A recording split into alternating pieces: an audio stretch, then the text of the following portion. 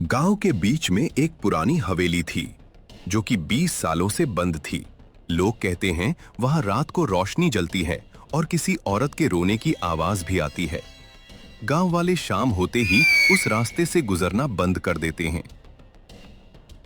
एक दिन गांव वाले आपस में बात कर रहे होते हैं। भाइयों, उस हवेली में भूत है।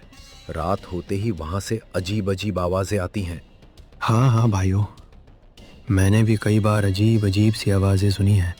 ये सारी बातें रास्ते से जा रहा आरव सुन लेता है। आरव घर पहुंचते ही अपनी दादी से पूछता है, दादी, गांव की हवेली में ऐसा क्या है जो सब लोग वहां जाने का मना कर देते हैं?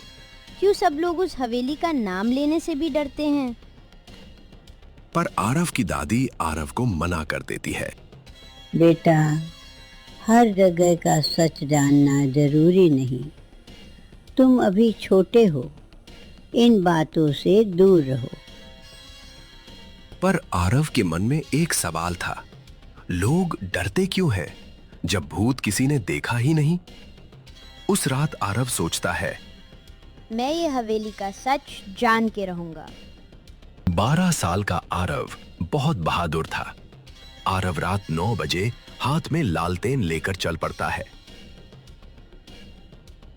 आरव रास्ते में चलते चलते मन ही मन घबरा रहा होता है, पर आरव बिना डरे हवेली पहुंच जाता है। आरव जैसे ही हवेली के अंदर जाता है, अचानक उसे किसी के चलने की आवाज आती है। वो देखता है एक औरत सीढ़ियों से उसकी तरफ आ रही है। आरव डर जाता है पर भागता नहीं। वो औरत गुस्से में आरव से कहती है, यहाँ से चले जाओ। आरव डरते डरते उस औरत से पूछता है, तुम कौन हो और यहाँ कैसे आई? वह औरत आरव को अपनी कहानी बताती है। मैं मीरा हूँ। 20 साल पहले हवेली में आग लगी थी। सब लोग भाग गए, पर मैं मेरा म्यूजिक बॉक्स लेने वापस आई और फिर कभी वापस न जा सकी। तब से मेरी आत्मा हवेली में अटकी हुई है। मीरा अचानक रोने लगती है और कहती है, मुझे घर जाना है। आरव उससे पूछता है, बताओ मीरा, मैं तुम्हारी क्या मदद कर सकता हूँ?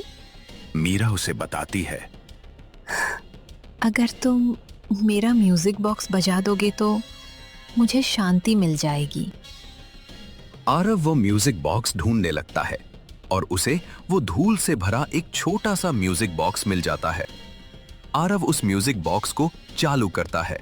उसमें से एक पुरानी सी धुन बजती है। आरव देखता है मीरा के चेहरे पर पहली बार मुस्कुराहट थी। अचानक हवेली की हवा बदल जाती है। अंधेरा हल्का पड़ने लगता है और हवेली का डर खत्म हो जाता है। मीरा आरव से कहती है, आरव, तुम्हारा बहुत बहुत शुक्रिया। तुमने मुझे याद किया और मेरी आत्मा को शांति दिलाई। मैं हमेशा तुम्हारी आभारी रहूंगी। आरव की आंखों में आंसू आ जाते हैं और मीरा के म्यूजिक बॉक्स की आवाज रुक जाती है। अचानक मीरा चमकते हुए हवा में गायब हो जाती है। बस एक हल्का सा नूर रह जाता है। आरव जब तक हवेली से बाहर आता है तब तक सुबह हो जाती है।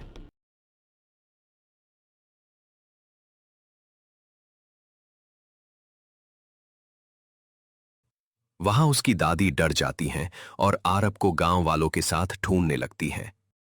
तभी आरव हवेली के बाहर आ जाता है। उसकी दादी घबराते हुए पूछती है, बेटा, तुम ठीक तो हो ना? हाँ हाँ दादी, मैं बिल्कुल ठीक हूँ।